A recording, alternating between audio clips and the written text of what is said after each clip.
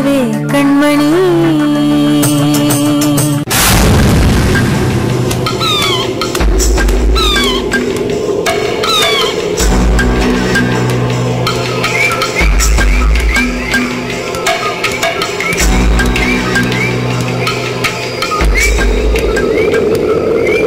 சாப்பிடலையா?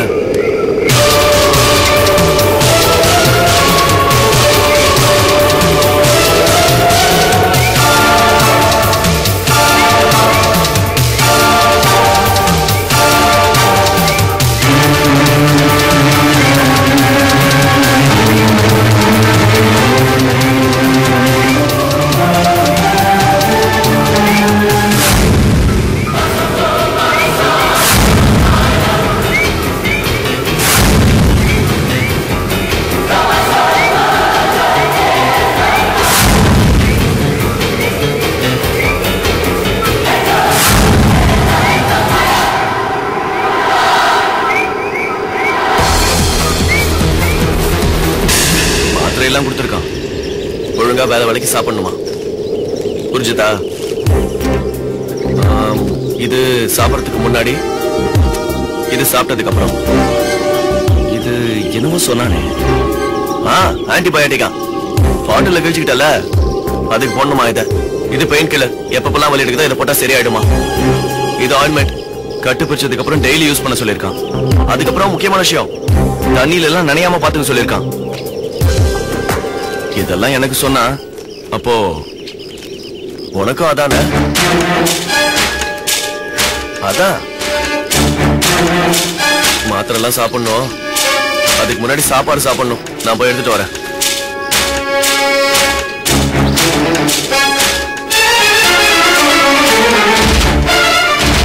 நான் ஒன்னே ஒண்ணு சொல்லிக்கிறேன் ஸ்ரீ, புத்திசாலித்தனமா செய்யத்தான் நினைச்சுக்கிட்டு இனிமே இந்த மாதிரி பைத்தியக்காரத்தனமா பண்ணாத. ஒழுங்கா உன் மனசை மாத்திக்கிட்டு என் கூட வாழ தயாராக.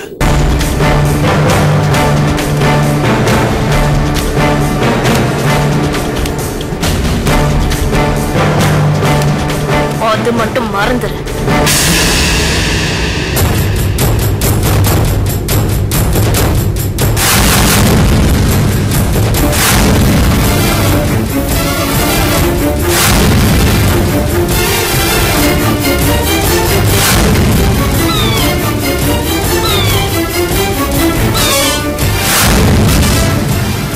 நானே நினைச்சாலும் என்னால உன்னை மறக்க முடியாது.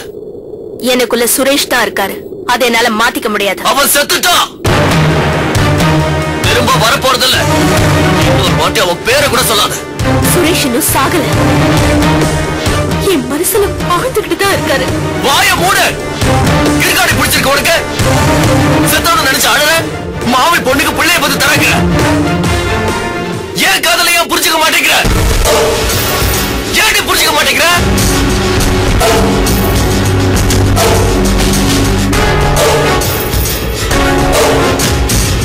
சுரேஷ் என் புருஷன், அவரோட நான் வாழ்ந்துட்டு இருக்கேன்.